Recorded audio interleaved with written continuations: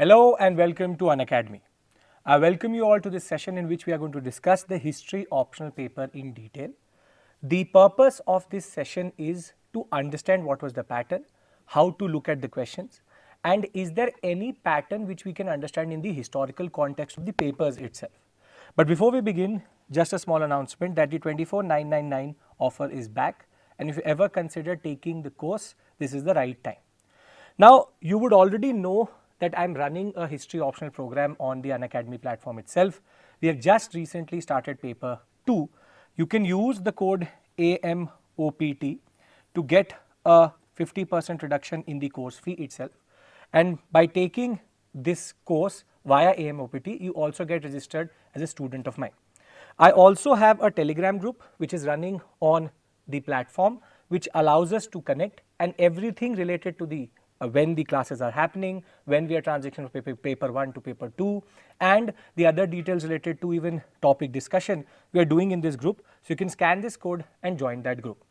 Now, in our course, I had a very detailed discussion about how to look at the paper, and it gives a lot of satisfaction to me that a lot of students who were part of or who are as of right now part of the course found paper 1 extremely manageable, and the questions what we discuss in class and the test series which were running within the course itself, a lot of things have in a way intersected, and that is where paper 2 is now going to is basically going to end by this end of this year. By January first week we'll finish. We are doing Advent of Europeans right now. We'll do modern, thereafter world, and then mapping in that session. You can find the course link in the description box to paper 2 of my optional program also. Now, with this, let's talk about the paper first in the entirety of it, and there is a basic, you can say, pattern or understanding you need to develop about history optional history questions. Now see, looking at 2023 and comparing it to 2024, the paper is more or less the same level. 2023 was a relatively easier moderate paper. 2022, 2021 and 2019 had at least 5 to 6 bouncers. In that regard, 2023 all questions were more or less manageable. 2024, the number of questions which are problematic are 3. I'll tell you which is the right set of questions to answer also. But looking at the overall level of the paper has been stable, in the sense the same level, but there has been a shift in emphasis. See, in history optional, there are 2 types of questions which you can get. One is specific, and the other one is what we call in class a bird's eye view question or an evolution based question, which is a generic question.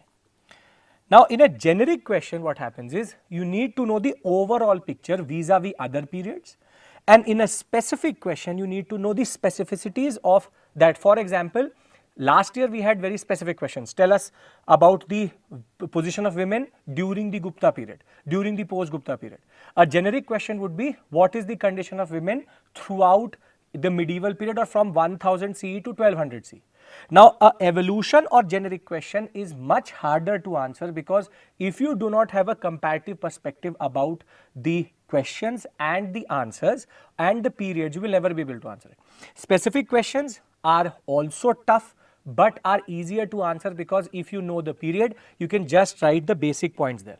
In an evolution question, you need the overall picture, the bird's eye view, and this year what we've seen is they moved from specific to generic. Generic questions, which even GS level questions have been asked, for example, the Malwa painting question and the Bahmani architecture question, but the point was that they are moving away, or they have moved away from a specific set of questions to a generic set of questions, which is equally good and also creates precedence for 2025, where we can see either a movement back to specific. Evolution based questions cannot be done if you don't understand the syllabus, if you don't understand the larger perspective of the examination and how history is moving from ancient to medieval to modern to the aspects related to world.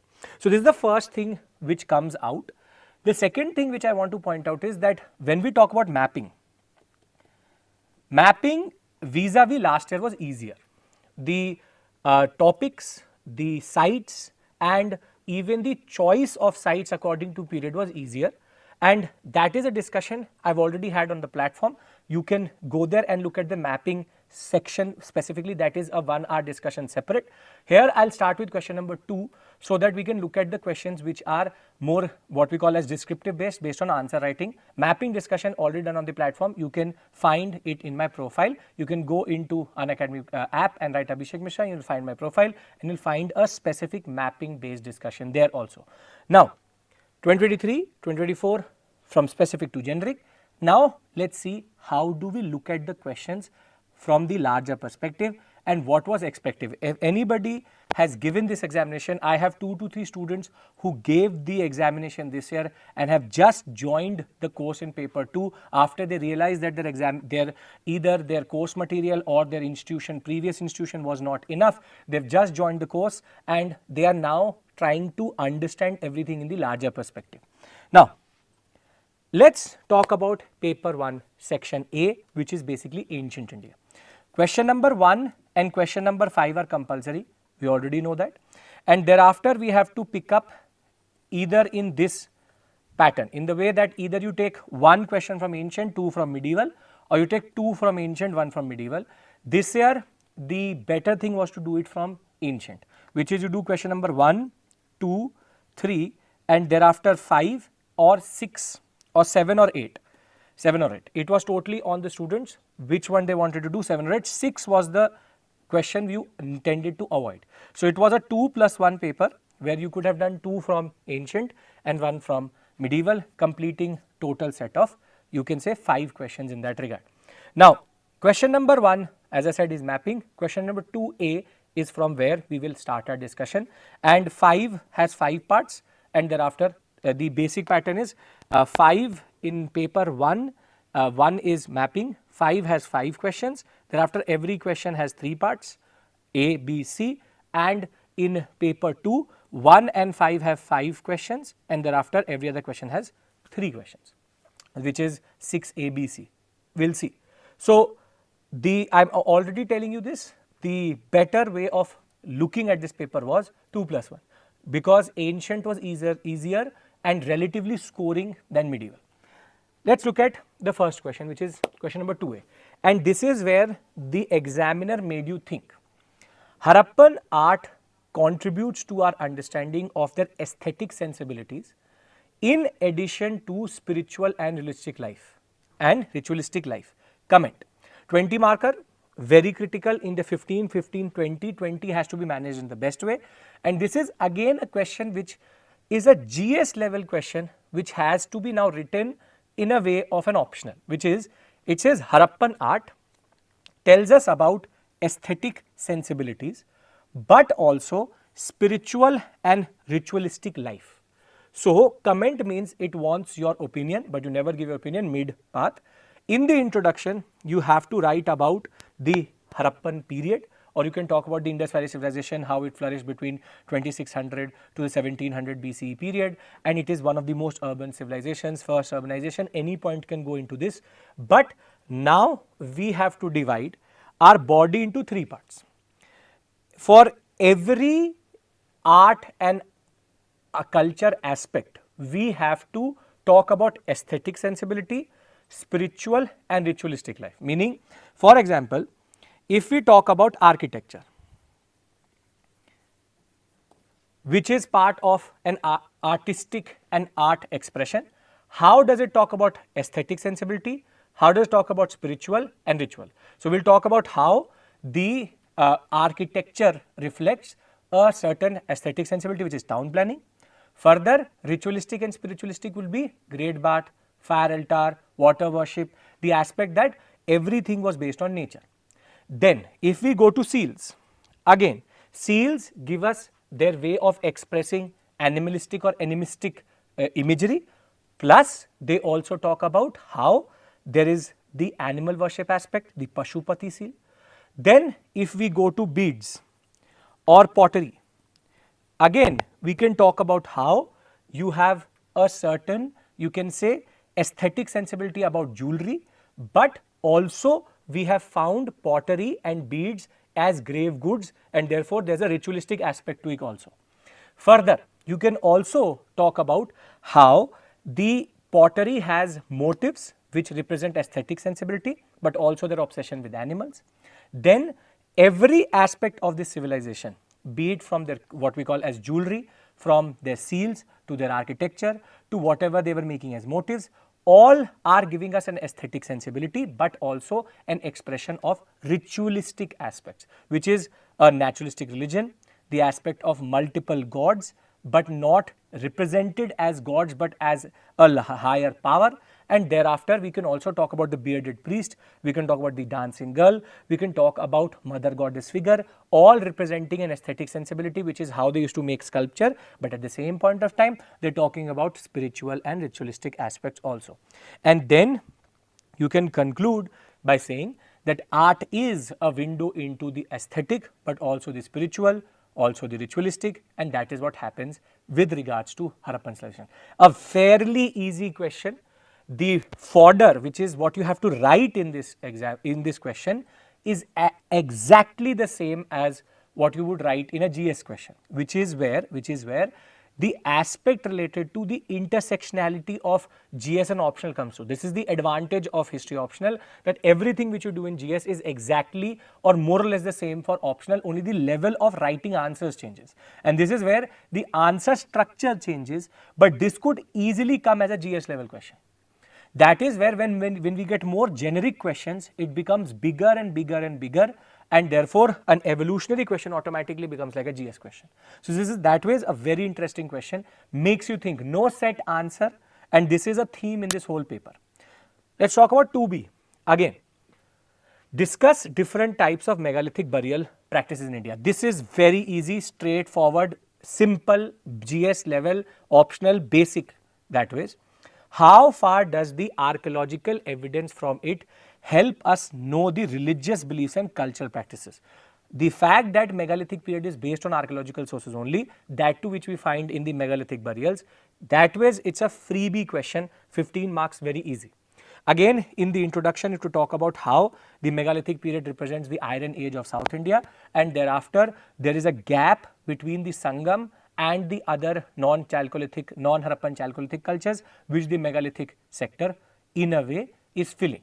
Now you can talk about in the body, first part, the types of megalithic burial practices. Very simple: dolomite, schist, urn burial, topical, the menhirs. You can have, you can even make diagrams in this, you will get good marks here, easy question. Then we have to talk about in the second part, how do they represent religious belief, cultural practices.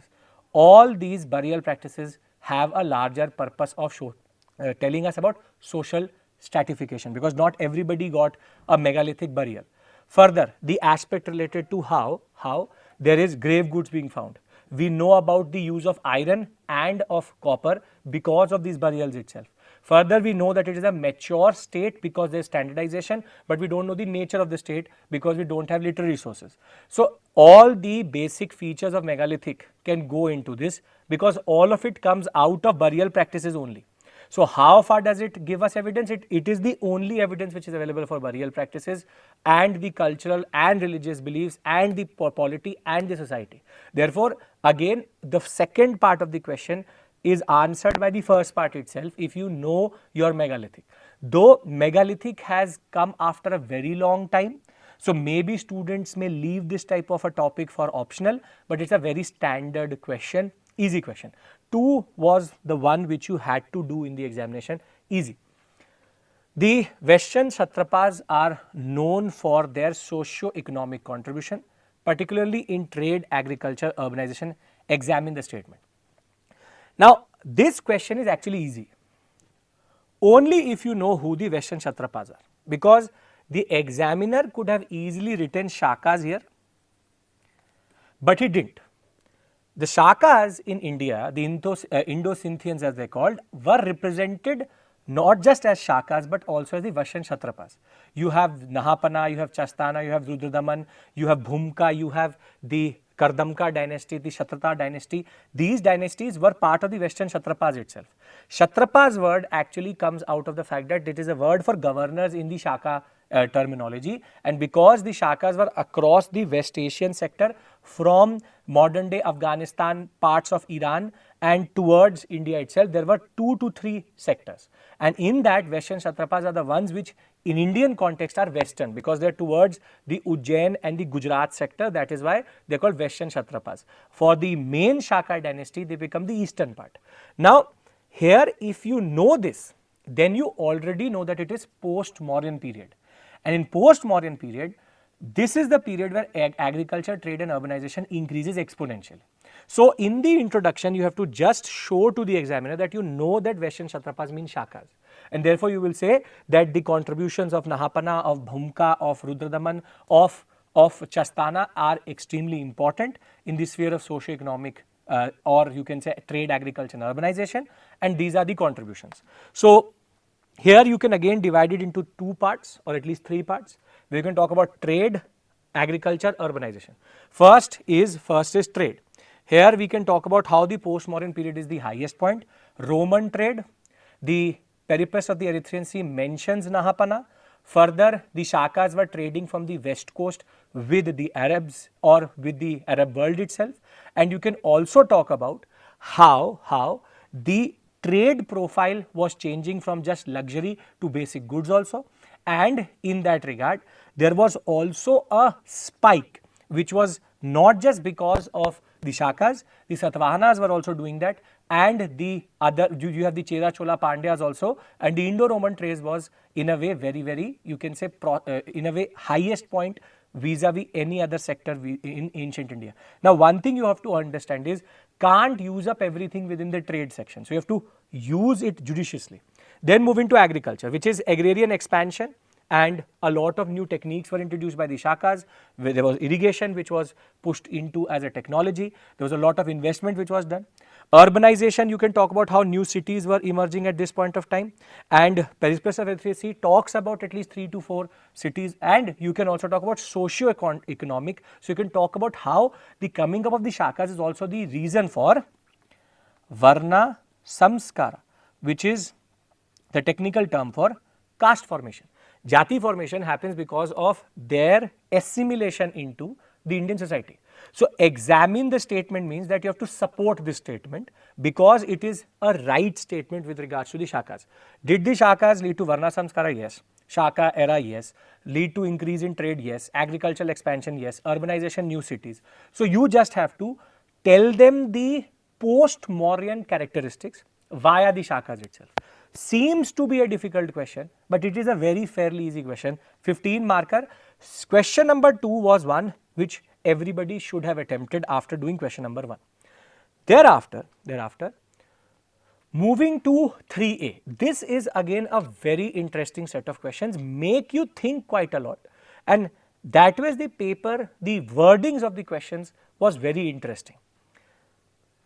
Symbiotic relationship between Buddhist establishments, traders, artisanal guilds, royal support led to a close proximity of religious economy, polity in the Mauryan, post-Mauryan period. Examine the statement. So, basically now you have to break down the statement and tell the examiner how to approach it. Now, we will look at symbiotic relationship, means a relationship which adds to each other. Now, it is talking about traders, guilds and royal patronage led to close proximity of religious economy and polity.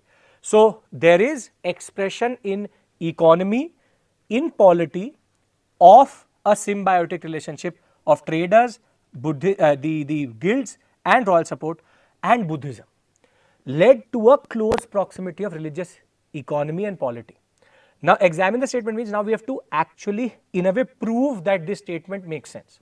So, in the introduction, you are going to talk about how in the 6th century BCE, the rise of Buddhism was a very important, you can say, phenomenon vis-a-vis Vedic Brahmanism, which in turn leads to rise of an alternative religion, which was quite aligned with the Vaishya and the Kshatriya understanding.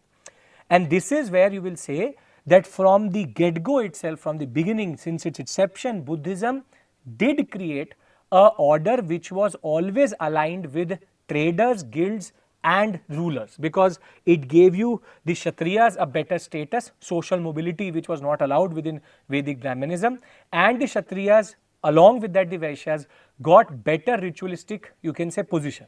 Now, how did this relationship express itself? Very easy. In the economic, or rather first let's talk about polity.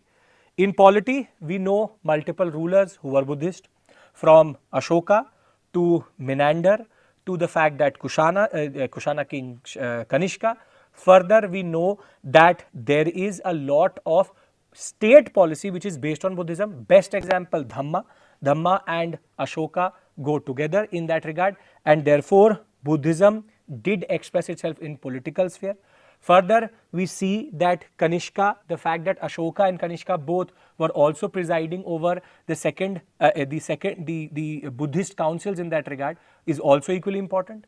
The idea that the fourth Buddhist council and the first and the second Buddhist council also had, not just because it's saying Mauryan, post-Mauryan, I'm not talking about Kalasoka, and that is why I was saying second but I stopped. The idea is that from the get-go, from the Magadhan period itself, Magad ruler also connected to the Buddhist council, Ashoka also connected to the Buddhist council, the Kanishka also connected to the Buddhist council. So, Mauryan or post-Mauryan, both. You have Buddhist councils happening under the patronage of kings, Ashoka and Kanishka both. And further, you can also talk about how the ideals of Buddhism was quite important for assimilation of foreigners during this period. So, in political sphere, we see this symbiotic relationship manifesting itself in multiple forms. Now, in economic, very easy. The fact that there was an economic boom in 6th century BCE, the Mauryan and post-Mauryan period sees a spike in trade and you can say artisanal activities is because the patronage which the kings were getting from Buddhism supported the Vaishyas, and the Vaishyas expressed themselves through Buddhism with a good guild-based relationship with the king. So, there is countless examples how guilds were related to kings, how you have stupa patronage from the Vaishyas itself.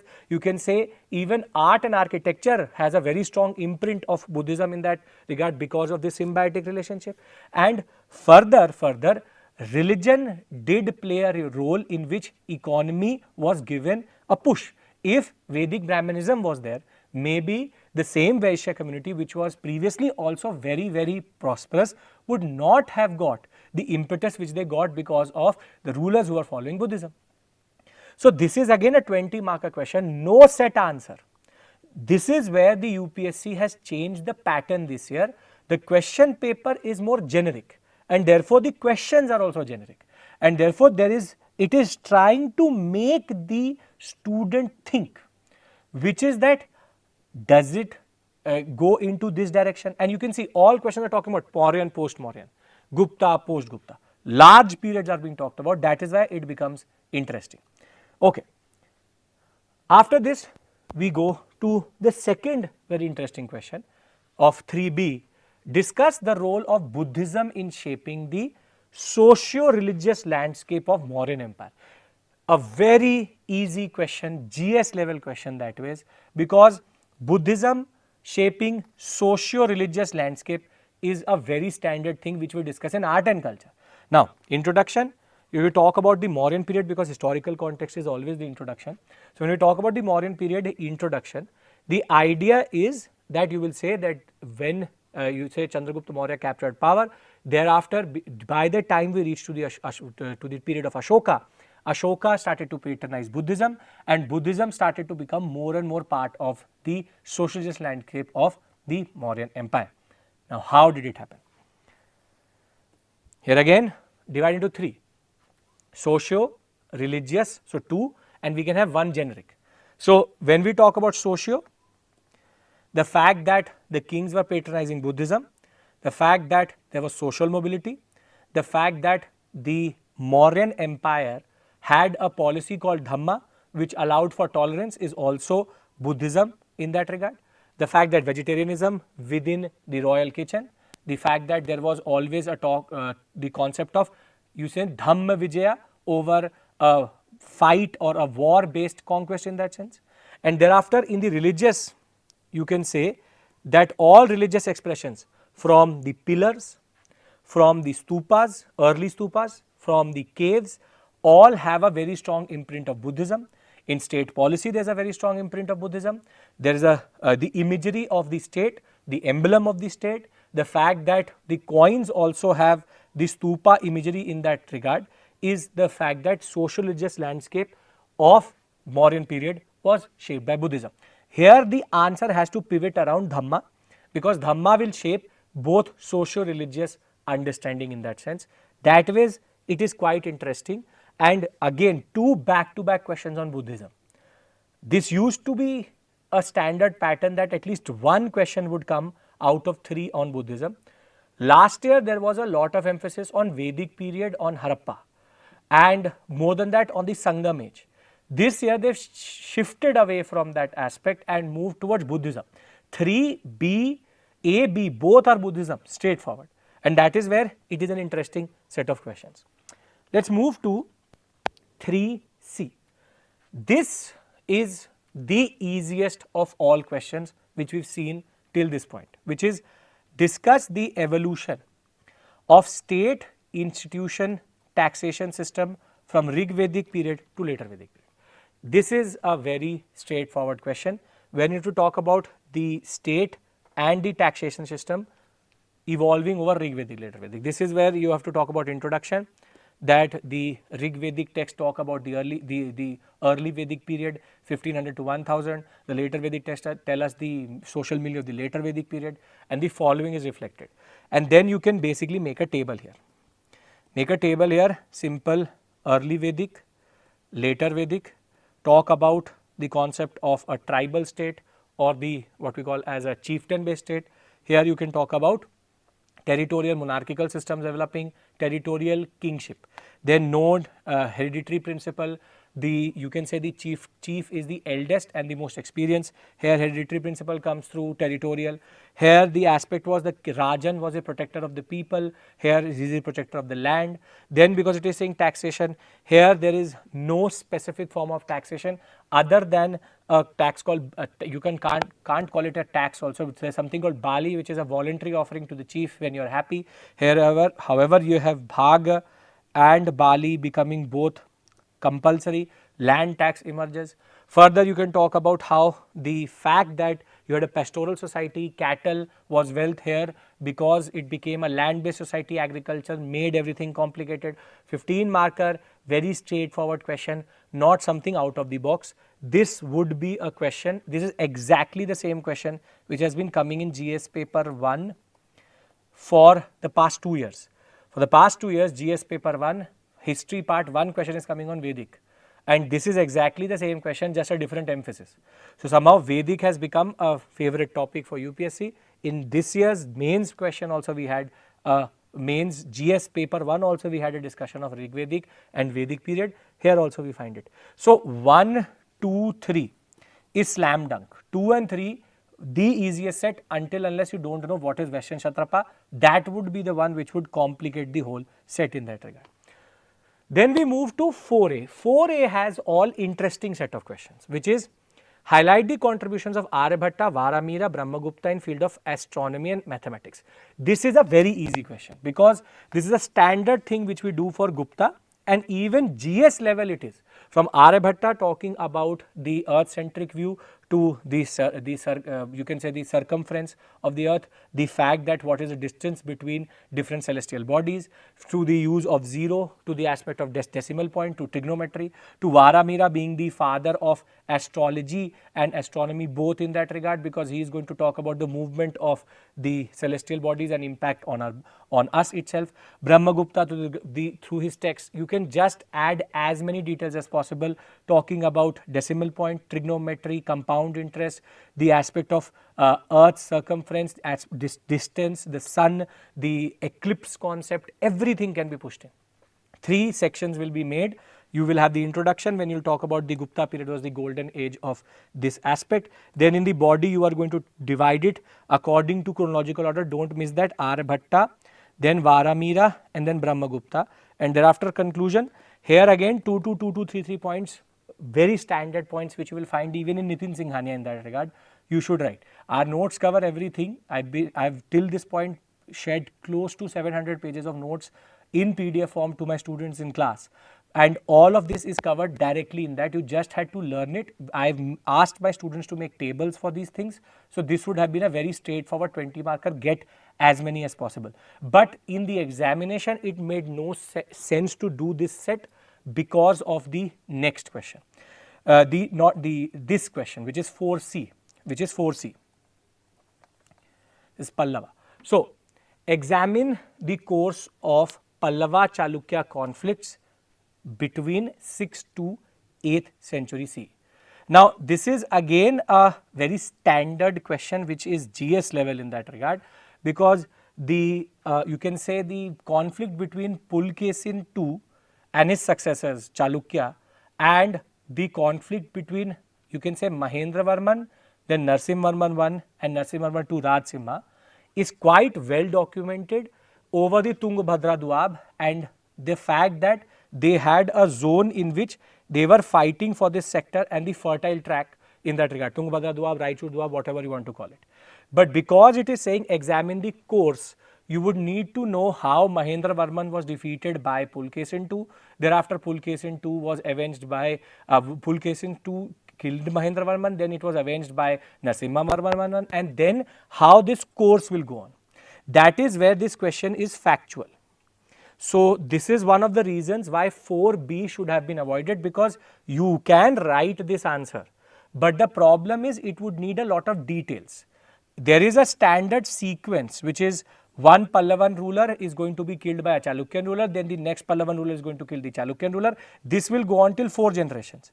But to know that exact sequence in the exam context is the problematic aspect, which is where you can mess up the names, and that is where you would tend to avoid this type of question. Though Pallava Chalukya conflict, early medieval discussion is done in GS also, and is something which I give as table in class itself, which is what is the sequence itself.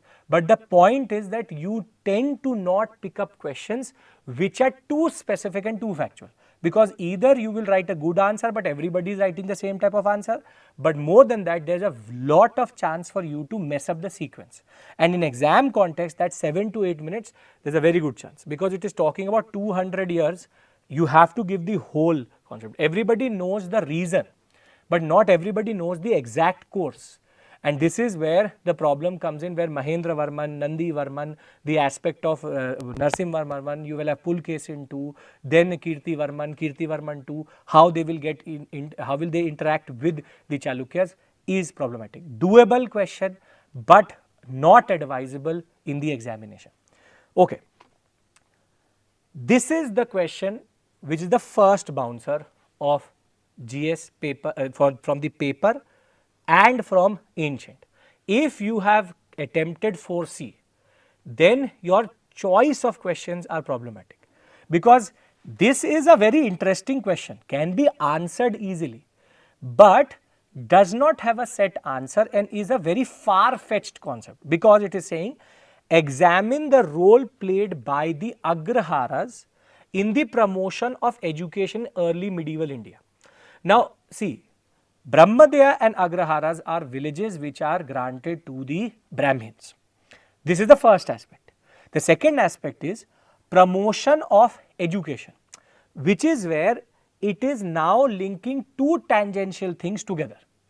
That is where as soon as you see this type of question, I know you can answer this question, my students can also do that, but you tend to avoid this type of question because it makes no sense to write a vague answer. See, the connection is very simple. If you actually put your basic static understanding of history option into it, you will understand. See, in the introduction, you talk about how Agraharas are Brahmin based villages. They would have a Sabha, which is the, you can say in a Chola context, would be the local self body and self government body, and thereafter you say that a substantial portion of land from the Satvahana period onwards had been given to Brahmins in the form of Brahmadaya or Agrahara grants. Now, in the body you have to now create a connection.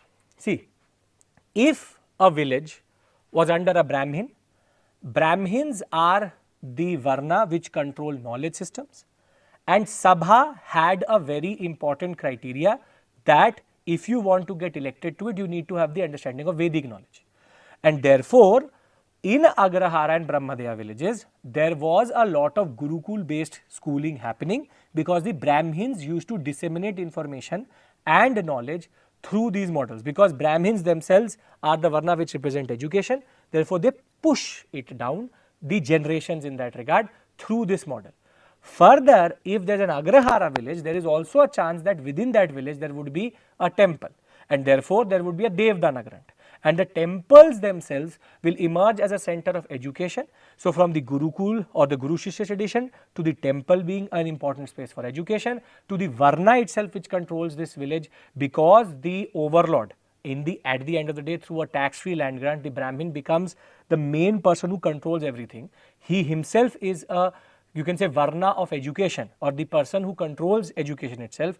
There is a lot of push to education at this point of time, that to Vedic education, not Buddhist, not Jain, but Vedic education at this point of time. And the same way, if it is not an Agraharam, for example, it's a Pali Chandanam grant. The Pali Chandanam grant is a grant to a Jain temple.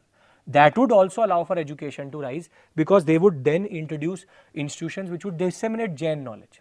Now, again, I said a lot of things, but to come up with all of these things on the spot in the examination and then structure it and write it in the exam would make this question quite difficult. Would make this question quite difficult to answer, because it doesn't have a specific contour in which you write it. So, if you look at the question of ancient India, there is a lot of emphasis on Buddhism, there is a lot of emphasis on generic questions, and any student one you obviously have to do, if he or she has gone with 1, 2, 3, which is 2, 3, you have done the best set of questions in history optional ancient section A. 4 can be done, but all questions here are vague. 1, 2 are specific, but 1 is quite vague. Good set of questions, the only bouncer being this one, and this one because it's extremely factual that ways, Kirti Varman, the aspect of Narsimha Varman, then the back and forth, the matrimonial alliances, that will be something very hard to answer in the examination. So, this is where the discussion for section A is done, which is ancient India, and the conclusion we come to is 1, 2 and 3 were the best 2 questions plus 1 which you would have done. So, 2 plus 1 is our model. We would have done only 1 from paper 1 section B, which is medieval India. So, now we move into medieval India. Now, one very important thing which you should understand is you can now sense this, you can say the basic contour of the paper. The paper is looking at a larger generic understanding, and the questions are pertaining different periods. This is a new concept which has emerged. If you look at 2023, or you can say 2013, 14, 15, there was a lot of specificities which were asked. UPSC is moving away from that, moving towards a zone in which you have a large understanding. This is not just for optional. In even GS paper 1 history, a larger understanding is becoming more and more important. This is where UPSC is, you can say, getting the paper set in such a way that the student cannot just learn random facts, a ratification based, the fact that I will just learn all the facts, you will not be able to solve this question. Though the questions are generic, GS level, a more holistic understanding of the syllabus and a evolutionary understanding of things is quite critical in that regard. Okay, let's move into section B, paper 1, medieval India. Now we have question number 5. This all questions are compulsory here. 5 questions. Illustrate the main features of Vesara style of temple architecture. This is a GS question. If the students who are not history optional and who are watching this video, if you think that I can actually answer this question, yes, you can. Actually, you can. This is where the aspect of history optional comes in. That in certain cases, even a GS level understanding based student, if he knows how to write a good answer, can get a lot of marks. And this is not a very difficult question. It's a very simple question. It's also a 10 marker, so you don't have to write a lot of things. So, in the introduction, you just have to write how Vesara style represents the fusion hybrid style Nagara plus Dravida. Then you will say in the body, how does Nagara and Dravida manifest itself. In the structures, it is Nagara. In the symbolism, it is Dravida. Then you will talk about features. Then you can take the example of Hoysaleshwara temple and talk about zigzag pattern, the Jagati, they use a black basaltic rock, the fact that they have a shikhar which is curvilinear but also has carvings on it. You can talk about the fact that they have a stellate plan, the concept of a star-like plan. You can again talk about how the imagery is with Dwarpals, is Dravida based. You can then talk about the similarities between the Vesara style temples in Hoysaleshwara temple to Janakeshwara temple, you can say the pillar, how they are carved. I think you have too much to write here. If you can make diagrams with it, already 10 marker you are sorted. 150 words is not a lot of words to be written here. So 5A very easily done. Now 5B is where the UPSC asked a specific question, which is evaluate Firoz Shah Tughlaq's economic policies. This is where they are basically asking about the way he created a new order of irrigation based canal system. It is asking you about, or it is in a way you have to write the cities which he produced, the fact that how he gave a lot of emphasis to agriculture initially and then move away. Then you have to talk about how in even ICTA, that was also an economic policy, where he took a conscious decision to make it hereditary, which will also be a problem for the Delhi Sultanate. You can also talk about how Firoz Shah Tughlaq specifically worked on the nobility and economy aspects, creating a good relationship between them, trying to push for agriculture. But you also have to say, because it is saying evaluate, it was not successful. It was not successful because the damage which was done by Muhammad bin Tughlaq was so bad that he was in an economic crisis, and from Diwan-e-Kohi, which was started by Ghiyasuddin Tughlaq but actually properly institutionalized by him, to the aspect related to Firoz Shah Tughlaq working to make sure that through canal system there is agrarian expansion, to the fact that he made Ikta hereditary to appease the nobles, to the fact that there is also the multiple cities which are made so that he could connect the different urban centers from Delhi till Multan. All of it was not able to arrest the decline which had already set in because of Muhammad bin Tughlaq. That is why you have to write evaluate. So evaluation is going to be he did his part, however did not materialize into a more robust economic policy. 5B again easy, fairly easy question, 10 marker, very easy. This is again a pure GS type question, something which you don't specifically do in optional but GS also. Then this is where UPSC gave, this is a pattern which me and our students have in a way pointed out. There is a pattern which happens in question number 5 of paper 1, which is it's either 4 plus 1 or it is 3 plus 2, which is 4 questions easy, 1 bouncer, or 3 questions easy, 2 bouncers. Last year it was all 5 easy, before that it was 4 plus 1, before that was 3 plus 2. This year they have kept it 4 plus 1, and this is where they have not given the name properly, but if you know your Sufism, you would know. Evaluate the contributions of the Kalandaria of medieval Indian culture. Basically, Kalandars are one of the Sufi traditions in India, and you have to talk about contributions. Now, what is the interesting aspect here is, irrespective of whatever is written here, except for 2 points, all other points for all Sufis will be remain same. See, in the introduction you will say that the Kalandars are one of the, and actually one of the exceptions, where we have the Be-Shara and the Ba-Shara traditions in India. Ba-Shara are the ones which follow Shariat and follow Namaz, Roza, and the Be-Shara traditions are the ones which don't follow Shariat very closely and also tend to not go with full traditions of Namaz and Roza. Kalandars are the only tradition in India which fall under the Be-Shara ones. All other are Ba-Sharas, from the Chistis, from the Shoravadis to the Naqshbandis, or are Ba-Shara. Be-Shara, Kalandars follow. Now, this is the only point which is specific to Kalandars, which will go into the introduction. And when you talk about their contributions, you will say that Kalandars tended to also criticize the other Ba-Shara traditions, saying that they are not being true to their own tariqa. But thereafter, the contributions of all Sufis remain the same, which is challenging institutionalized religion, the aspect related to how medieval India syncretism, tolerance was generated by these you can say Sufis, the way that they gave an alternative path to the people, the new tariqa, be it sama, be it dance, be it the form of music, they were getting a new way of connecting to God. The fact that they also created the Malfuzat tradition, the literature which was used to spread their message further. The fact that they also challenged political authority and made Islamic culture more and more acceptable to non-Islamic cultures in India. The fact that everybody revered it, the Dargah and the Khanka of the Sufi became a point of syncretism, of tolerance, of interaction, or where even food was given to and everybody was allowed to enter.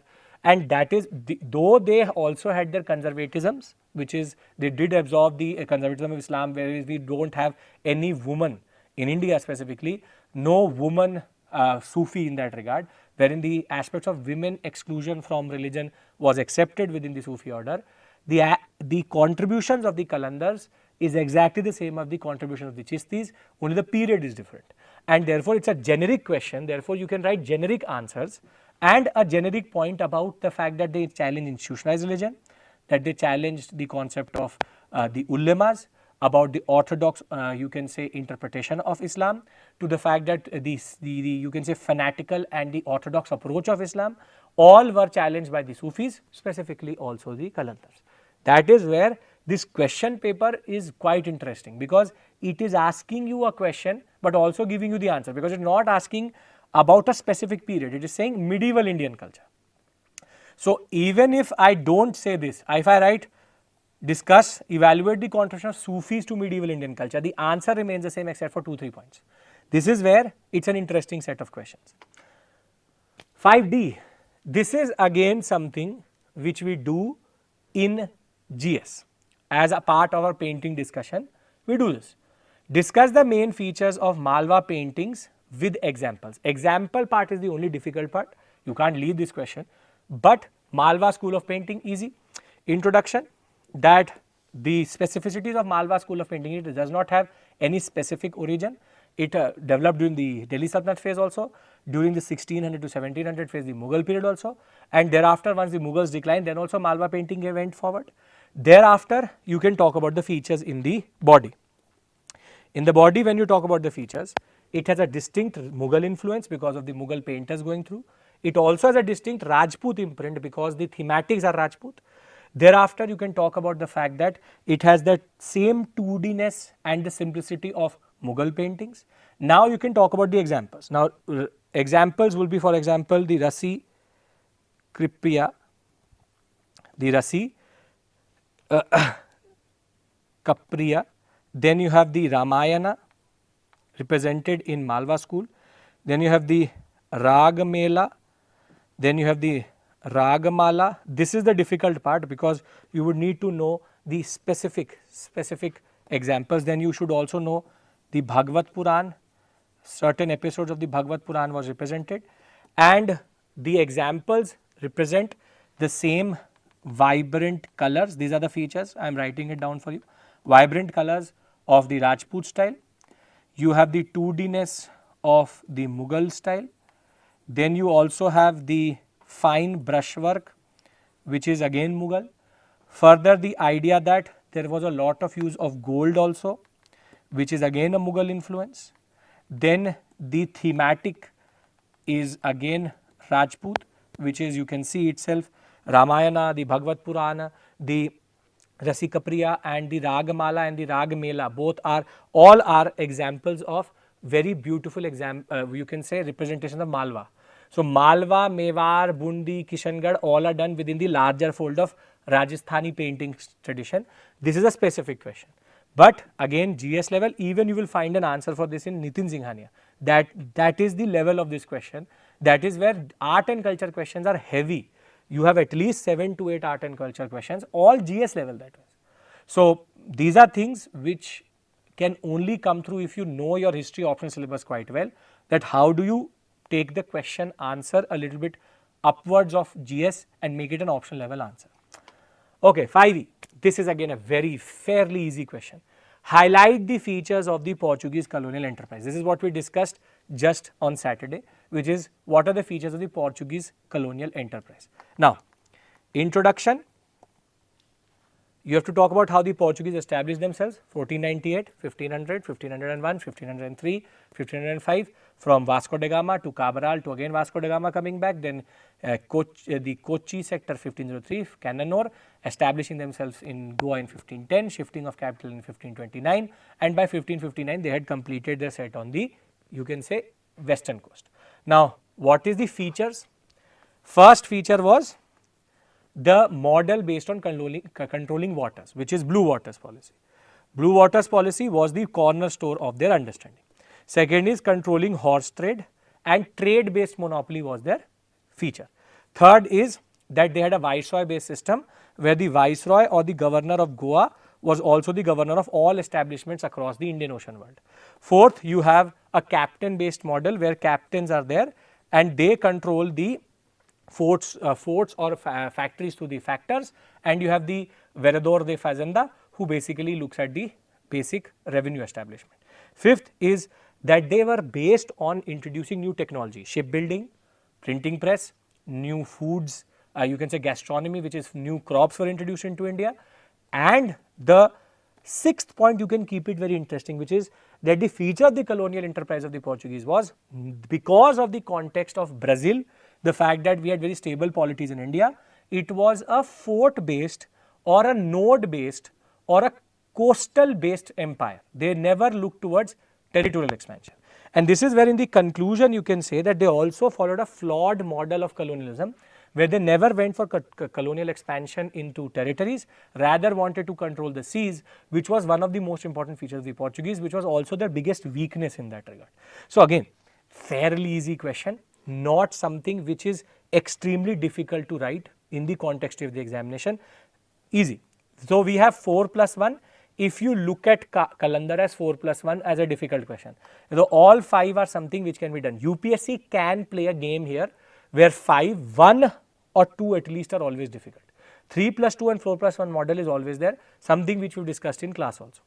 Thereafter, now 6 is a question which you have to avoid. Why? Because if you don't know the meaning of certain terms, you will never be able to answer it. For example, analyze the contribution of the Acharya triumvirate to Indian Vedanta. Now, Vedanta we know is the concept of monoism. Now, the problem is if you don't know that Shankara, Ramanuja and Madhava, here the Hindi translation of this question would had actually given a lot of you can say hints to what it means, but still you needed to know that the triumvirate, the 3 main acharyas of Vedanta are Shankaracharya or Shankara and Ramanuja and Madhava. If you don't know this, you can't answer this question, and it's a 20 marker. After that it becomes easy, because then you can talk about how Shankara talked about Advait or Advaita Vedanta, which is the concept of God being the only truth, everything else reality is an illusion, and further the aspect related to what? Which is that all souls are the same and therefore there is only one reality, God does not souls do not have a quality. That is where you can talk about Ramanujacharya, where he differs from the Shankara, where he talks about Vishishtadvaita, where he again talks about Vedanta, Vedantic philosophy, the 6th school of philosophy, and how he says that yes, there is God is also true, the reality is also true, this is also not all an illusion, it is a characteristic of God itself, but more than that, Vishishtadvaita says not all souls are the same, there is a certain what's a qualified monoism, that there is a quality to everybody's soul which gives us a certain quality to our behavior, and therefore God has one characteristic, souls have a different characteristic. Then you can talk about Madhava, then you can talk about the Pushti Marga, then you have to, if you want you can actually write quite a lot, but it's a 20 marker, very specific, and if you are not able to figure out who are the triumvirate, then this answer breaks through. This is where I said 6 is avoid it if you don't know the answers. This is the second bouncer which we can see. The number of bouncers are lower, but at least they are there. Thereafter, this is a very interesting question, very you can say thought provoking question, which is compare and contrast the position of Hindu and Muslim women in 13th and 14th century India. Beautiful.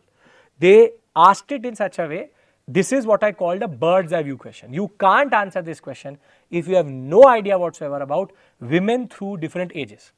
13th to 14th. So 1200 to 1300 to 1400. So basically it's asking about Delhi Sultanate, the Sayyids, the Lodhis till the transition towards Sayyids. Basically it's a question on compare and contrast the position of Hindu and Muslim women in Delhi Sultanate in that regard. By 1414 you have the rise of the Sayyids. Now again in this question you have to steer clear of unnecessary points, which is points which you may have picked up from popular culture, which may be communalistic, quite problematic. Now introduction, you can say that women in India from the beginning itself have been a site of control.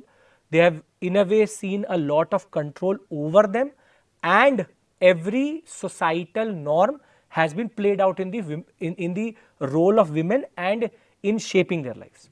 Now in the body you have to compare also and contrast also. So here it would make sense to make a table and you talk about similarities and dissimilarities.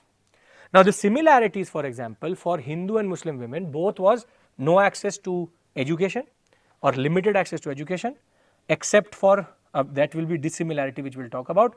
So we have no proper access to women to education.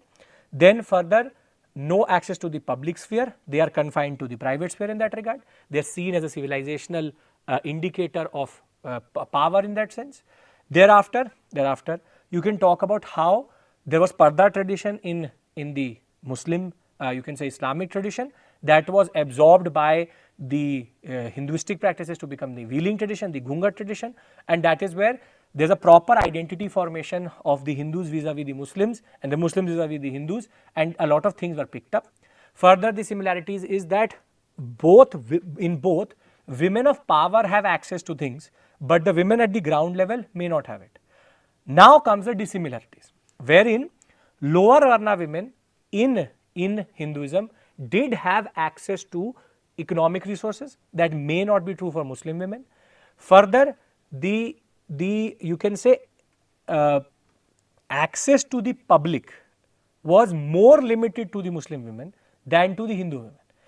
Thereafter, you can also talk about how there is also a, you can say the way the women interact with religion in Islam vis-a-vis within their own household, and where women could at least go to the temple and a public you can say participation in religious practices was more there in Hindus. That is something which can again be talked about. Again, it is a question which is open-ended. There is no set answer to this question, and it is a question in which a student can go in the wrong direction and talk about a lot of things which are talked about in popular culture.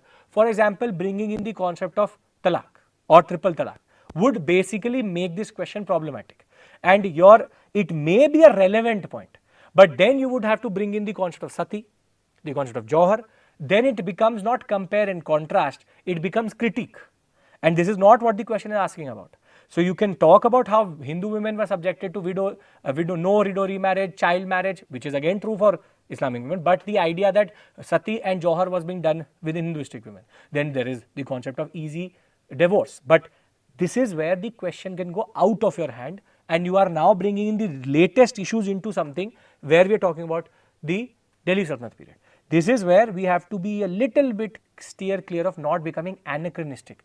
If we become anachronistic, it will become too dangerous, which is you will start to now project your own understanding for the modern understanding onto the past, which is not something which should be done. Therefore, it's a question where you have to control your urge to write something which may be relevant today, but not relevant during the Delhi Sultanate period. Okay. This is fairly easy question, which is examine the causes and consequences of peasant uprising during the reign of Aurangzeb. This is a very easy question. It's basically a decline question. What are the causes and what is the consequences? The causes of this is very simple. You write introduction. He inherited an empire which had a fiscal deficit, or you want to say a fiscal crisis, an economic crisis. And then in the body you will say that in order to manage that, he increased the from 1/3 taxation will increase to half. After that, there will be also the coincidence that Aurangzeb's reign is going to fall under El Nino years, something which we discuss in class, and with El Nino plus the aspect related to the half and the fact that there was a more exploitation because of Bejagiri, and the fact that Jagirdars were becoming more and more exploitative because they did not know if they will get the same type of land, and Khalisa land expanding, peasants were now under a lot of stress, so they will rebel. The causes would be Bejagiri or Jagirdari crisis, would be the El Nino years, would be the increase in taxations, would be his basic, you can say, apathy towards the peasants' plight. What is the consequence? One of the major causes for the decline of the Mughal Empire was the peasant uprisings, as appointed by Irfan Habib. This is where historiography has to be written. If you are not writing the name of Irfan Habib with regards to the consequences of the peasant uprising, then the answer is not fully correct, or you have written an incomplete answer. Easy, straightforward, not that difficult. Now, 7A, this is something directly picked out of my notes and is actually a line which has been given by Satish Chandra, which is, instead of bringing credit, the Ibadat Khana brought growing discredit to Akbar. Comment. This is where you have to talk about his religious policy. In the introduction, you are going to talk about how the Ibadat Khana was opened as a first Sunni based understanding. Thereafter, the conversation moved out of the Sunni based understanding into a Shia Sunni understanding and then open to all religions in that regard, and therefore it in turn led to shaping Akbar's understanding. The product of that was Sulekul and Deen-e-Ilahi. Now comes the aspect of credit and discredit. Therein in the body you will say, because of his understanding of Sulekul and Deen-e-Ilahi, he will now start to reflect it in political power, which is Mazhar, becoming Imam Adil himself, and the aspect of the infallibility decree, where he will be the one who will solve all the disputes, nobody can supersede him, and saying that I am both the political and religious leader of all Muslims in India. This is going to bring in discredit to him, because now people will say that he is now trying to argue that he is Khalifa himself, and the aspect related to the Khalifa and Imam Adil and usurping all power amongst within himself is something which brought discredit from the orthodox faction. So the discredit is also always going to come from the orthodox faction, the farmans and the fatwas written against him. Further, the aspect related to Deen-e-Ilahi, a small 26 people based small cult which he started, will give up a lot of Islamic practices, again will bring discredit to Akbar, because he was now following practices which were un-Islamic, and therefore from sun worship to fasting to shaving his head on the death of his mother, the aspect related to non-Islamic practices being now followed by Akbar will again bring discredit. So rather than crediting Akbar to become a more syncretic ruler, it will make Akbar look to the ulemas, to the Maulvis, a more and more un-Islamic ruler, and therefore bring discredit for Akbar in the religious sphere. Fairly easy question. 7 is something which can be done. 7A easy, very easy, something which is again a GS level understanding which we do in class, but fairly easy in that regard. Okay. Now 7B is very specific, but again an open-ended question. How did the Maratha guerrilla warfare tactics contribute to the military successes against larger and more established armies?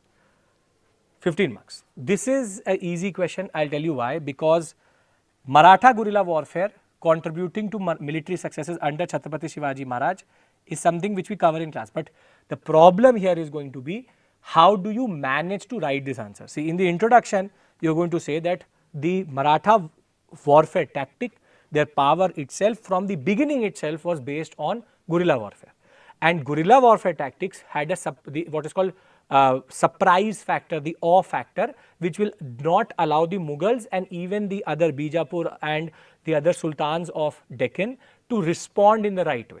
But it is saying how did it contribute. So, it is a pure military history based question, wherein you will say that because of the surprise factor they were not able to respond. Second, because they were moving around, there was no specific place where you could find the Marathas, and for example against the Ohms or against the Mughals, rather not the Ohms, against the Mughals, against Bijapur, against Ahmednagar, the tactic of attacking at night was something which was never preempted by these Delhi Sultanate from the Delhi, the what we call as the Sultanate rulers of the Deccan, not Delhi Sultanate, but the Deccani Sultanates that ways. And further, you can talk about how Maratha guerrilla warfare was also important for Chauth Sardeshmukhi. The fact that Chauth could only be collected if the awe factor was there for Maratha guerrilla warfare, then only would Chauth actually make sense. So, the fact that they were able to remove the sovereignty of the Mughals of the Deccani Sultanate at the grassroots level via taking Chauth and giving them protection was based on the fact that Maratha guerrilla warfare was effective.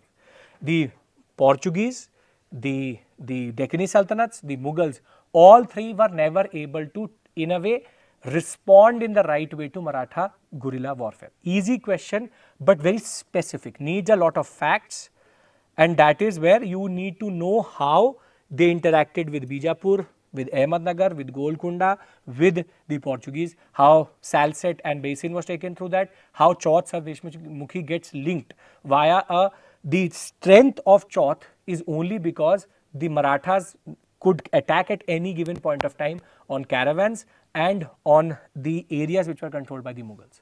That is where interesting question, needs a little bit of, you can say, good structure to get marks. Okay. Examine the role of the Asaf Jahi dynasty in the political transformation of the state of Hyderabad. This is the third bouncer, though easy, but something which should not be attempted, which is, it is saying how did Nizam-ul-Mulk Asaf Jah, that is why he is the one who created Hyderabad, the successor state, Asaf Jahi dynasty would be his successors, transform the state of Hyderabad. This is where you would have to write a more evolutionary perspective of how Nizam-ul-Mulk, first Hyderabad was a province. So, the first aspect is going to be how it was a province under the Mughals. Then Nizam-ul-Mulk Asaf Jah or Chin Kilich Khan is going to establish a Hyderabad successor state. Once that successor state is going to be established, he will then create an order which is going to be based on the aspects related to a Mughal based model but with his own men. Then from that you would have to go into the, in a way, the later period in which they will start to express themselves in the monumentality aspect. But because it is saying political transformation, it is not saying any specific period. It's talking about Hyderabad. You would then have to talk about the Hyderabad relationship with the British through the concept of, it's basically an early modern question. You would have to then talk about how they went into a subsidiary alliance, they were able to manage subsidiary alliance quite well. Then it becomes a princely state, and then with princely state, it therefore is able to establish a certain political sphere, and then you would have to go up till 1948 and how it became a part of India.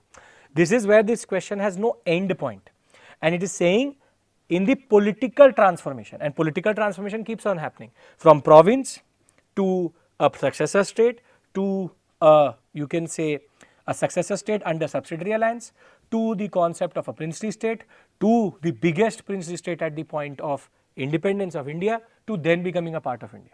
And the Asaf Jahis in that regard, Nizam-ul-Mulk, the Nizam family in that regard played a very important role. From the MIM you can talk about how they created a certain order in which the Majlis-e-Muslimin was seen as a body which used to give power to the Nizam. So, this is a question which would make me not do question number 7, rather would push me to do 8, which would make more sense that way. Discuss the contribution of Bahmani Sultans to development of Indo-Islamic architecture. Fairly easy question. This is a GS level question. How the Golconda fort, the Bidar Madarsa, the Bidar forts in that regard is quite important. Bahmani Sultans brought in a specific Persianate form of architecture. They have an arch which is specific to them, which has a lot of, you have the crescent integrated into it, which is their way of pushing their own Indo-Islamic contribution in that sense. They also take a lot of traditions of the Delhi Sultanate forward, from the domes to the true dome structure to the Golconda fort also having a Bauli inside it, which is equally important. So, that is where the Bahmani Sultans, both the Bidar, the Gulmarg and the Bidar sector and the Golconda sector, all three you can take into you can say consideration. Now, that is where you would need to also know that Bahmani Sultans have two different phases, the Gulbarga phase and then the Bidar phase, and this is where they have two different expressions also, and you would also need to know the specific Persian crescent angle which you will not find in standard books. This is something which you will find in either IGNOU, I have given it in notes, and this is something where we do discuss it in GS, but it is a 20 marker. That is where you would have to elaborate on, it is saying Indo-Islamic architecture. So, you have to talk about first Indo-Islamic architecture and when what is the contribution. So, you have to give specific examples of that from Gulbarga phase to the Bidar phase to the fact of these forts having specific imprints of the Bahmani sultans. A little bit of a difficult question, that was 6, 7 and 8 all have one question which is problematic, but this is less problematic than the 7 one, and that is where I said 1, 2, 3 and 8 or 7 make sense. This is where they tried to push in too much art and architecture, which is not very characteristic of the you can say optional history. Optional history 1 to 2 art and architecture questions is standard. This looks more like GS paper 1 than actually looking like a history optional paper. Evaluate the impact of third battle of Panipat on the political economy of 18th century. This is fairly easy. This is basically related to the Maratha angle, the Mughal Maratha Abdali angle. How did the Mughals get, how did the Marathas get embroiled in the third battle of Panipat with Abdali? How did it impact the political economy? Fairly easy. Again, because the Marathas were involved, thereafter Vishwas Rao and Sadashiva Rao Bhau are both going to die in the third battle of Panipat. That in turn will lead to the death of Balaji Baji Rao, which in turn will lead to the accession of Madhav Rao, which in turn will be, who is basically a minor. So, therefore, Raghunath Rao will come into picture. Raghunath Rao regency is going to create political ambition for Raghunath Rao, and therefore, after Narayan Rao will come, Raghunath Rao will kill him, and therefore, in turn create the context in which Raghunath Rao will go and sign the Treaty of Surat with the British, which will now create the context for the Anglo-Maratha wars. So, this is basically the Anglo-Maratha war basic question on the way third battle of Panipat is connected to the Anglo-Maratha war. Again, pure early modern question, interesting question. 8C, last question of paper 1. Examine the process of urbanization caused by the establishment of European trading companies in India. This is a very good question. It's basically talking about how urban centers emerged because of European trading companies. So, here you have to give examples. You have to talk about Bombay, you have to talk about Goa, you have to talk about Kochi, you have to talk about Kannur, you have to talk about Chennai, you have to talk about Calcutta as a city, you have to talk about Kasim Bazar, you can talk about Surat developing further, but you can talk about Moslipatnam, you can talk about Vizag, you can talk about any of these and say how because of these trading sectors, all urban cities today in India are previous British trading establishment cities. From Calcutta to Chennai to Bombay, all are British or either French. Pondicherry can be brought into the context. You can talk about any of these cities. Pondicherry first planned city, urbanization, the what we call a Cartesian grid model brought in. Calcutta, its landscape, its imperial, you can say Gothic style is because, and the urbanization is because of the European trading companies.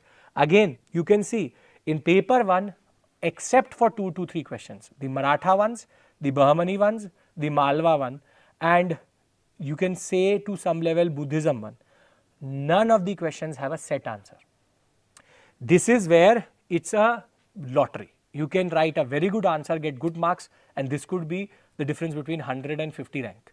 And this is where the paper basically creates precedence for a student who understands history, not ratifies history, and this is a pattern which has been picked up from GS only. So, before we move on to paper 2 section A, which is modern India, which is fairly easy. Paper 2 was very easy, that was vis-a-vis paper 1, always paper 2 is easy. It is always paper 2 being more difficult, paper 1 being more difficult to paper 2. But let's be very honest, 1, 2, 3, 7 or 8 was the best combination to go forward. If you answered 6, equally good. If you know triumvirate, then that set of questions is also easy that way. This is a moderate set of questions. Paper 2, easy set of questions with 2, 3 basic you can say tricky questions. So, let us enter into paper 2 section A. 1A, after the battle of Plassey, the mercenary became the kingmaker. Very easy. This is again GS level modern India question. The mercenary was the East India Company. Did it become the kingmaker? Yes. From Mir Jafar to Mir Qasim to thereafter again Mir Jafar. How was the mercenary? The mercenary was the person recruited to kill Sirajuddaula is now going to become the kingmaker.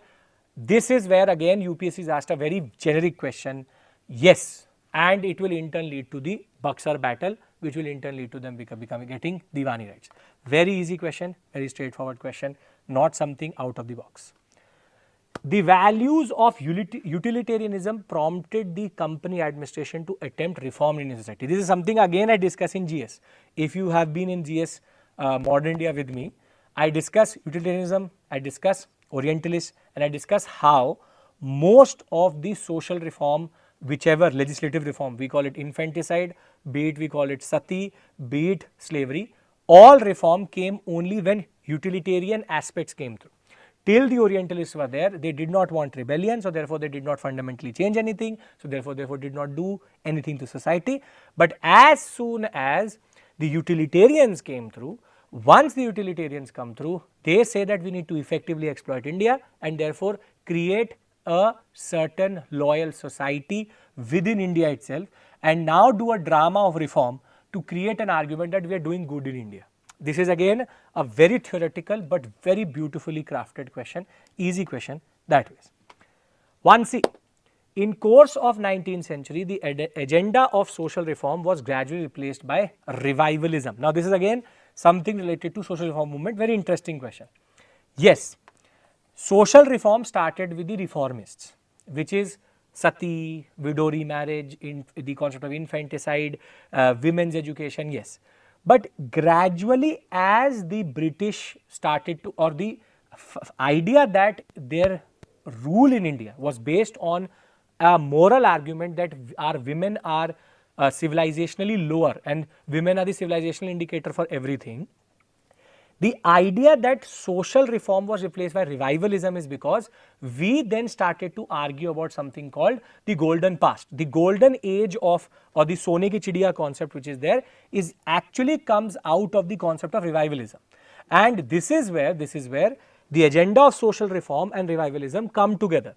And there is a gradual shift from reforming the Indian society to the concept of reviving the old knowledge, and it becomes a way of saying that India was a golden age based civilization previously and now it has been degenerated and therefore the British don't need to in a way reform India. This is where the moral argument, the social reform movement based argument was destroyed and the revivalist model comes through. So 1C that ways makes you think that why was there a shift from reformism to revivalism. Thereafter, 1D. This is again based because in prelims we had a question on Government of India Act 1935. They have given another question. The federal provisions of the Government of India Act of 1935 founded on the rock of princely aggrandization, which is the idea that they wanted to in a way integrate and appease the princely states. Yes. The Government of India, this is a specific reference to a question which came in prelims also, which is the concept of All India Federation. So, the federal provision, which was the All India Federation principle, was based on the fact that they wanted to in a way integrate the princely states into the larger model. The Government of India Acts only used to apply to British India, which is the 11 provinces plus the commissionerate or the chief commissioner's area. Plus now they wanted to create an all India federation where you basically have to talk about the concept of paramountcy, how they moved from ring fence to subordinate integration to subordinate union to the concept of integrating the princely states into the larger federation model, which was not successful and in a way was also undercut by the princely states themselves. This is where this question makes you again think about a principle which is there in modern India and now makes you apply it in a specific context. That was again an interesting question. But the most beautiful question of this set is this, something which we even talk about, laugh about in class, which is the strength of Pakistan program was its vagueness. It meant everything to everyone. Beautiful question. This is where UPSC actually made the paper in a very good way, which is this talks about Jinnah's confusion and vagueness over Pakistan. This is a specific reference to the cabinet mission plan, under which when cabinet mission says that tell us where is Pakistan, Then Jinnah gives the concept of 9 Pakistans all across India, every part of India, the moth-eaten Pakistan concept. And this is where the question says, and it's a 10 marker, that is why you can write a vague answer, a good, interesting answer, that yes, the Pakistan program wanted a Pakistan, but nobody knew where the Pakistan was, and nobody knew what form it was going to be. And therefore, the way it was appropriated by the people was that it was anything and everything. And this was deliberately done by the Muslim League, not the Muslims of India, but the Muslim League, so that the Pakistan program becomes more and more, you can say, spread and people can appropriate. The appropriation of the concept of Pakistan was specifically because of the fact that for people, Pakistan's idea was vague. And that is why when Jinnah was asked in 1946 that tell us where is Pakistan, we will think about it, he gives a very vague, absurd answer in which he is asking for Sri Lanka, he is asking for parts of Andaman and Nicobar Islands, he is taking most of the east, most of the west, even parts of central India, saying that here is Pakistan. This is where this question is quite interesting, very, very interesting and very well established in that regard. UPSC is making you think. These questions cannot be answered by reading books. It can only be answered by understanding what is written in the book. It's a conceptual question based on a very interesting set of principles. Okay. Now comes 2A. Now we have to choose. One, we had to do all 5 were straightforward, not something very difficult. The pace of commercialization of agriculture increased as a result of British revenue policies in India. I think my GS level students can even answer this question, which is how is land revenue settlement related to commercialization? This is basically this question. Yes, the land revenue settlements increased the pace of commercialization because land revenue settlements produced landlessness and more high demand. Now, where do you get more money? Do you get more money out of selling, for example, sugarcane or selling food grain?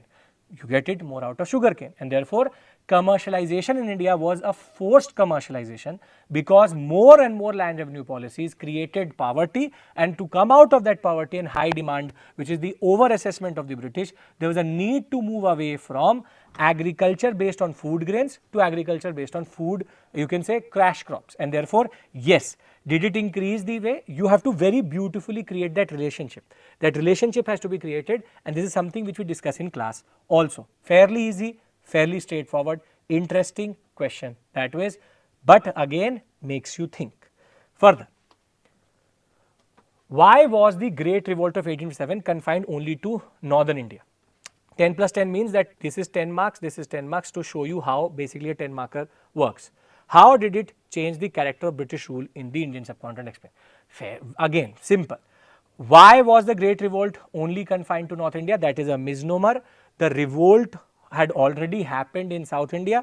You have to talk about Vellore Mutiny, how Vellore Mutiny in 1806, close to 50 years before, in South India, there was a exact same model based mutiny wherein the idea of getting Futeh Haidar, the idea of a restorative rebellion, the idea that they were rebelling against caste markers. So therefore, the reason why 1857 was confined in North India was because South India had already seen a revolt of 1857, which was in 1806, which is the Vellore Mutiny. And further, because the subsidiary alliance and the doctrine of lapse was now, in a way, the doctrine of lapse was being now applied properly in North India. Most of the grievances was with these North Indian rulers, which would include from you have Raja Kuwar Singh to the concept of Jagdishpur, to the concept of Nana Sahib, to Jhansi ki Rani or Rani Jhansi, to Bahadur Shah Zafar. And how did it change the character of British rule in India? Very easy. This is the consequence part. So here you have to talk about from crown rule to company rule to crown rule, the Government of India Act, from the COD and the Board of Control and the Court of Directors to the Secretary of State, from the ICS officers reporting to them to ICS officers representing the crown. This is again a GS level question. This is not something you ask in optional. Fairly easy question, simple question. Why did the demand of land reform never became an agenda in national politics after 1947? Elucidate. This is a post-independence question. 2 is a question which can be done. 1, 2 can be done. It's again easy. the reason for land reform never becoming a part of national politics was it did become a part of national politics demand in land reforms just after independence, but the dismal performance of the land reforms after independence, from the ceiling, from only 6% of the land, something we discussed in post-independence, this is where you have to talk about how there was a demand for land reforms, but was in a way just specific to West Bengal and to Andhra Pradesh and to certain parts of South India, and thereafter it was never pursued further because the politicians themselves were landlords, that bureaucracy was holding a lot of land, and further at that given point of time, national politics was based more on, in a way, a tussle between this capitalistic and the communistic understanding, and therefore the land reforms was also considered something related to the CPI. In that regard, this is where a larger perspective of ideology comes through, but more than that, the dismal performance thereafter showed to the people that there is no political will in India for land reforms. Fairly easy question, something which can be done easily. Okay, 3A. Political extremism in colonial India often converged with cultural nationalism, but not always. Comment. This is basically a question on Bal Gangadhar Tilak. How political extremism manifested itself in cultural nationalism. Here you have to create an connection between Bal Gangadhar Tilak, Maratha newspaper, Kesari newspaper, the Ganpati festival, the Shivaji festival, and how he used cultural idioms to talk about decolonization. Further, you have to talk about not always, and that is where you can talk about Lala Lajpat Rai, who did not use this type of angle, but you can also talk about political extremism in the form of Bhagat Singh. Bhagat Singh did not use cultural idioms, he used ideological understanding of socialism. You can also talk about Anusilan, you can talk about Mitra Mela, how they were based on the larger understanding of political nationalism rather than cultural nationalism. So here, in first part, you have to talk about how Bal Gangadhar Tilak was the pioneer of this cultural nationalism expressing political extremism, and also we have other forms of extremism not using the concept of cultural nationalism, but political nationalism also. The demand was political rather than always cultural. 3B. Regionalism in India after 1947 was occasioned by developmental imperatives as much as linguistic particularism. Elucidate. Interesting question. 3 is also a question which can be done, 1, 2 and 3, which is, it's basically saying, this is a question on reorganization of India. You know that the reorganization of India happened in 4 phases. First is based on linguistic principle, second based on the northeastern concept, northeastern or the tribal understanding, third is based on development imperatives, the way regional imbalances was, and today we are in the 4th phase, which is national security and pragmatism of the government. Now, it says after it was occasioned by development imperatives and linguistic particularism. So, you will say initially it was linguistic particularism, which is what is the concept, which is the linguistic reorganization of India, the State Reorganization Act, the Dhar Commission, then you can talk about the JVP, you can talk about Fazal Ali Commission, but after that it became about development imperatives. They had talked about Chhattisgarh, Jharkhand, Uttarakhand and Telangana concept, where it was not just about language, because there were same states with the same languages, it was about how there was dissimilarity or asymmetry in development, and therefore that also led to the reorganization of India after 1947. Fairly easy question, 3B. Okay. 3C.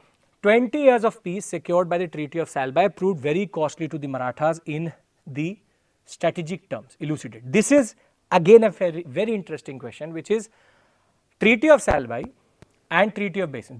This is saying the what happened after the first Anglo-Maratha War.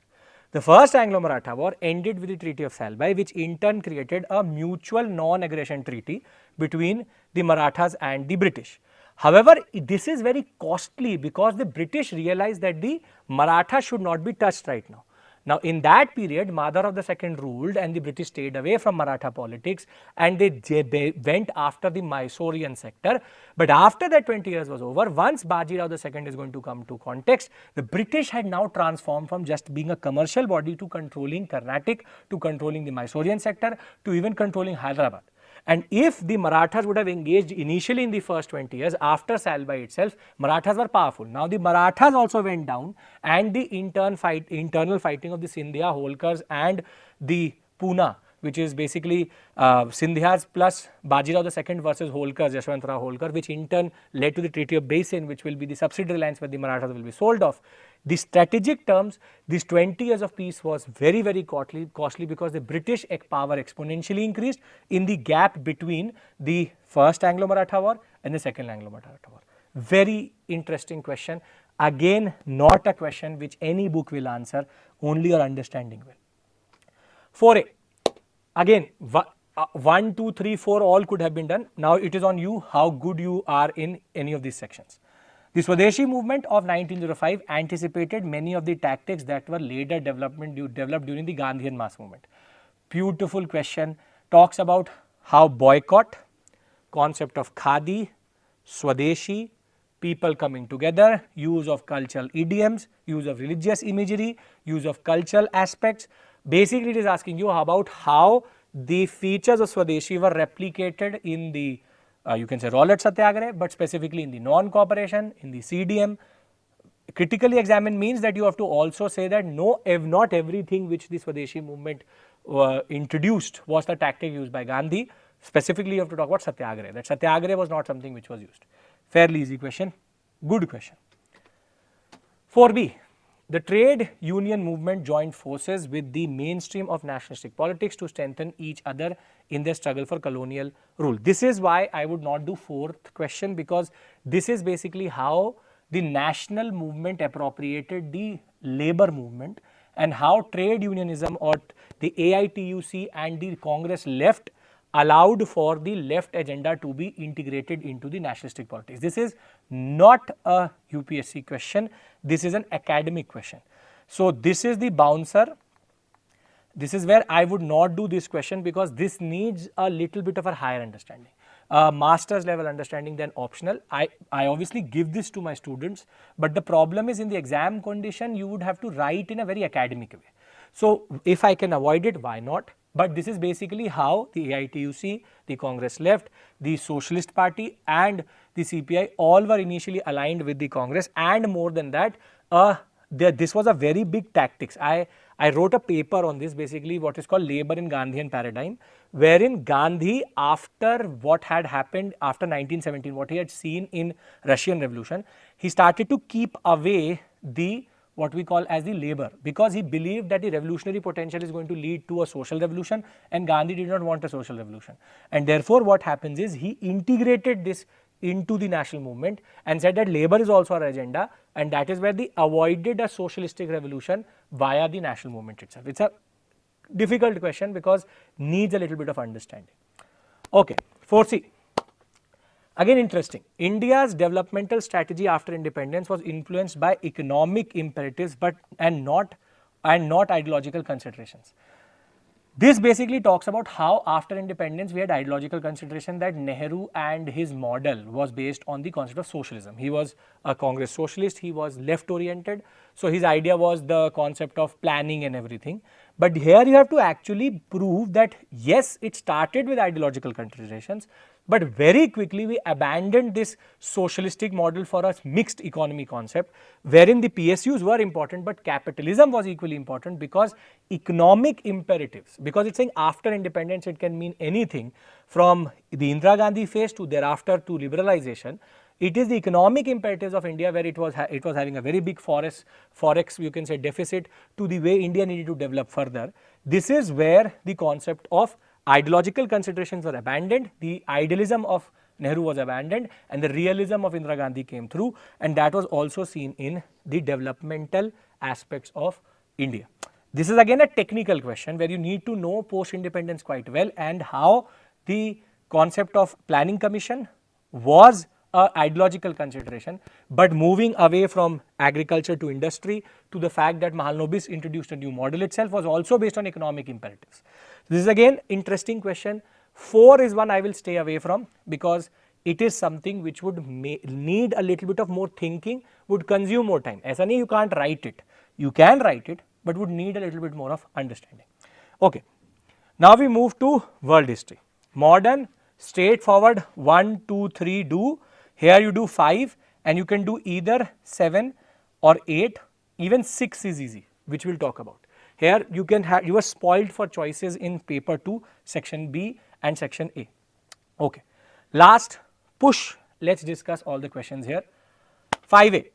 The ideas raised by Enlightenment thinkers was profoundly unsettling and challenging to the old regime. One question on Enlightenment always comes in.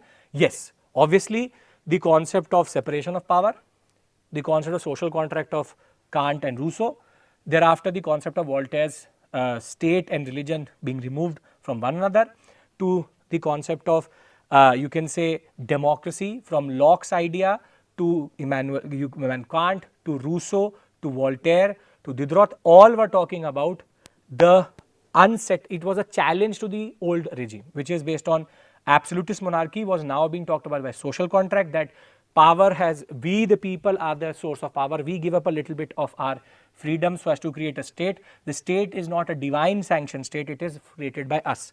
So 5A, fairly easy. If you know the basic principles of the Enlightenment, you will be able to say that all of them were against the old regime only. 5B, the American Civil War was a result of disparity of needs of industrial North and agrarian South. Very simple question. It's basically how North was industrial, did not need slaves because they need skilled labor, and therefore there was no need of slavery in North. In the agrarian South, which was a proper cotton kingdom, needed a lot of labor, therefore agrarian South, there was a need for slaves, and this is where the North was going forward, the South was going backward. Till today we see that imprint on the states in America itself. And yes, the Civil War was about the North saying let's abolish slavery under Abraham Lincoln, and on the other hand South saying we will not, and the Confederate States are created, and thereafter the Civil War happens to keep the United States of America in the same way it was, not allowing the 8 states to move out. Very easy question. When we will do world history in my course on the platform, not a very difficult question. American Constitution, American Civil War and American Revolution, 3 very simple straightforward topics. The unification of Germany was as much as a product of coal and iron as it was of blood and iron. This is an interesting question, something which I have discussed in class recently in my world history course on the platform GS World History. See, unification of Germany was about blood and iron, which basically means Bismarck. The idea that the German state can only be created through a diplomacy based model, through war. That is why Austria and France were fought. Now it says was as much a product of coal and iron, wherein the unification of Germany, it is talking about Zollverein. That Zollverein played a very important role in creating a unified market and a unified custom union, and the coal and iron production gave a lot of impetus to the fact that a unified Germany could be a challenger to the British. And this is where the role of the Zollverein has to be talked about, not just how Prussia was able to create a pro-Prussia model, and the Zollverein played an important role in the unification of Germany. Okay. 5D. The new regime in China addressed the peasants' question by instituting land redistribution, which was carried out swiftly and ruthlessly. 15 marks. Now, this is a question exactly on Maoism. This is where, this is that 4 plus 1 and that 1. See, we all know about Stalin, his collectivization, and how it was really disastrous for the kulaks in Russia. But it is talking about how once the People's Republic of China came through, the new regime, it says vis-a-vis ROC, which is Republic of China, the peasant question was done by redistribution. But it was done swiftly and ruthlessly, is the same exact thing which Stalin had done, which is very quickly land was taken away, land reforms were brought in, ruthlessly would in turn lead to the peasants going into impoverishment and in a way into a zone where they will lose a lot, and there will be large scale famine like situation which Mao also created. This is a question which you don't expect from UPSC because it's specifically Chinese history, but this time they have given 2 questions like this. This and the revolution of 1989 written in a very interesting way, but this is where Mao instituted what Stalin had been trying to do and will have the same disastrous consequence. 5D, can't ignore it. This is the second. If you want, you can call it 3 plus 2, but I will call it 4 plus 1 because this is easy, which is the revolution of 1989 was not simply to destroy governments, but also ended an ideology. This is basically referring to the 1989 Berlin Wall, what we call as the Berlin Wall being destroyed, the unification of Germany again in 1989, and in turn the disintegration of the USSR. Yes, the disintegration of USSR was also about destroying governments in the Poland sector, in Czechoslovakia, in Hungary, and even in Germany. But it also ended ideology. The God that failed, socialism failed. The fact that by 1991, 1992, we had 15 different countries coming out of the USSR, this did mark the revolution of 1989, which happened in Germany, which led to the Berlin Wall being destroyed, yes, led to the destruction of socialism in the world. Therefore, an ideology was gone. 5 easy. Then 6a, the course of the English industrialization was long drawn to be considered a revolution. Comment. This is a very interesting question. See, the course has phase 1 and phase 2. Phase 1 was cotton phase. Phase 2 was basically the concept of, this is based on historiography. Phase 2 was the concept of heavy industries. Now, this happened between 1750 to 1820s, and this happened between 1820s to 1900. So, what this question says, and you need to know the historiography for this, is it was too long a phase to be called a revolution. But you would also have to say that no, the initial phase was a revolution, the later phase needed industrial capital, and because there was no latecomer advantage which the French and the Germans took, therefore, it can be termed as a revolution, but was also a long term process of getting industrial capital, the blast furnace being developed, and then moving away. 6a, that is why the first question is very interesting. It needs a little bit of historiographical understanding. Then you have to talk about Eric Hobsbawm, you have to talk about E.P. Thompson in that regard. The social and political landscape of Europe after the First World War was uniquely suited for the rise of fascism. I have discussed this exact concept in GS World History, how the First World War created the context. First World War created Treaty of Versailles, messed up map of Central Europe. It created fragile democracies. Thereafter, it created the Locarno honeymoon, where everybody thought that everybody is together, everybody is perfect, nothing is going to happen. And it also created losers, which is the conditions in Germany where it was the KPDA and the right were trying to take control, the disdain or the distaste for democracy, to Italy, where you have the concept of Mussolini using the betrayal concept of not giving Trinothrist and the Aegean Islands. Basically, the First World War, Treaty of Versailles created the context for Germany and Italy to feel betrayed and humiliated, and it also created the fodder for Czechoslovakia, for Poland being created by two different mergers, and therefore, yes, this 20 marker, fairly easy question, very good question, that was easily can be answered. Something which we discuss in GS also, that was easy.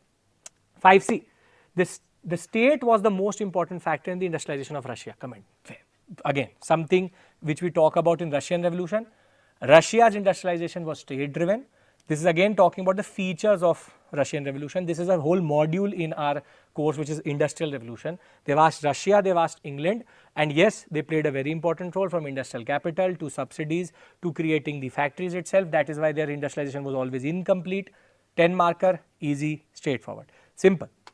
Okay, 7a. So, you can do 1, 2, 3, 5 you have to do, 6 can also be done, 7 can also be done, 7 is also easy. The Second World War was truly a global conflict. How everybody was involved, how initially it was within Europe, then America, then Japan, then the idea of India already involved, colonial warfare was already happening, it was in the Pacific, it was in the Indian Ocean, it was everywhere.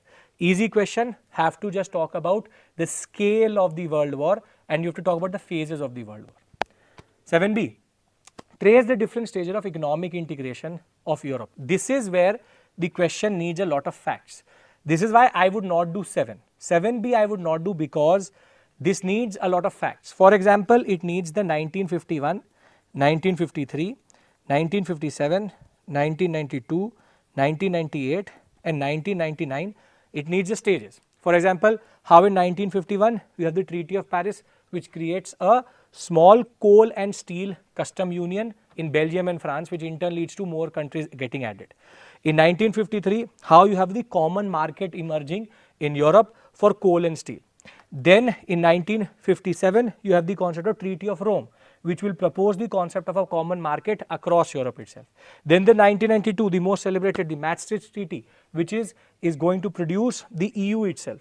Then we will have in 1998 the concept of a central bank, which will be produced and will be placed in Germany, and 1999 Euro, which is the last straw to the European economic integration, different stages. This is where I would not discuss this, I would not do this question, because I need to know the exact years and the stages. 7B I would avoid, therefore I would avoid 7 number question. The nature of the apartheid regime undermined South Africa's claim of being democratic polity. This is coming out of the decolonization and colonization chapter, specifically South Africa. Yes, the South Africans used to talk about democracy. Their model was since 1905 based on democracy, but only given to whites. Apartheid, which is called racial segregation, in turn did not actually add to 10 marker, did not add to the fact that South Africa was actually so you can talk about ANC, you can talk about Nelson Mandela, you can talk about the atrocities and how the South African government was in turn a contradiction at that point of time. Thereafter, 8A. This is again a fairly easy set of questions. We can do this if you want, you can do 8 or 6, whatever you want to. The emergence of two power blocks not only symbolize two competing ideologies or competing ideologies, but also two alternative models of economic growth explain. Basically, Cold War politics, how the Western bloc represented capitalism, how the Eastern bloc represented socialism. It was not just ideologies, but growth models also. One based on planning, one based on state control, one based on peace use, other based on market capitalism, other based on the concept of how state's role should not be there, laissez-faire politics. 8A is again something which can be answered with basic understanding of world history, GS level. 8B. To what extent underdevelopment in Latin America is caused by new imperialism? This is a question which is based on international relation, world history mixture and out of the last 2 modules of world history. Latin America, banana republics were created via the Americans. You can talk about Cuba, you can talk about Venezuela, you can talk about Paraguay, Uruguay, you can talk about Nicaragua. You can talk about the fact that how America produced these dictators through the neo-imperialistic understanding, and they also created corporations which were controlling these countries. And yes, the underdevelopment of most of the countries in Latin America today are because of the fact that they were till quite recently and till today also, most of these regimes are controlled through either ideological control, through corporations, through puppet rulers or through neo-imperialistic tools. You have to define neo-imperialism and then talk about how Latin America has reeled under it. Last question, again something which I discuss in world history, GS, again easy. How did Ho Chi Minh emerge as a central figure for Vietnamese independence movement? I can guarantee this to you. I do this as an insurance policy in my world history, which is Vietnamese independence, colonization, decolonization. Ho Chi Minh emerged important because he is the one from 1930s onwards, from the concept of taking it away from the Japanese to creating North and South Vietnam, to the August Revolution, to the American War or what you call the Vietnamese War, to the end, in the end, in a way unifying Vietnam, something which 10 marker easily you can write. So, we've pushed in close to 1.5 hours, close to 1 hour 45 minutes on this discussion. And see, the conclusion is very simple. I have always claimed this and this will again be reiterated to this question. GS and optional history, lot of intersectionality is one of the biggest strength for history optional as an optional. And more than that, you can see that with generic questions, art and culture questions, the intersectionality even more increases.